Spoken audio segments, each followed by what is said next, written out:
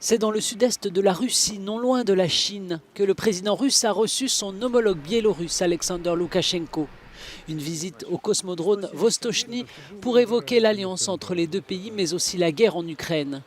Si le pays n'est pas officiellement en guerre contre l'Ukraine, le Bélarus sert bien de base arrière à l'armée russe qui attaque l'Ukraine depuis ce territoire. Le néonazisme, malheureusement, est devenu un fait réel dans un grand pays proche de nous.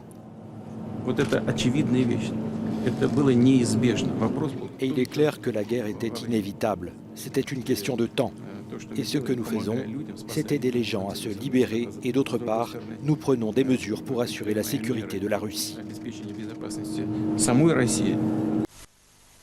Concernant les sanctions, Vladimir Poutine a ajouté qu'il était impossible dans le monde moderne d'isoler la Russie.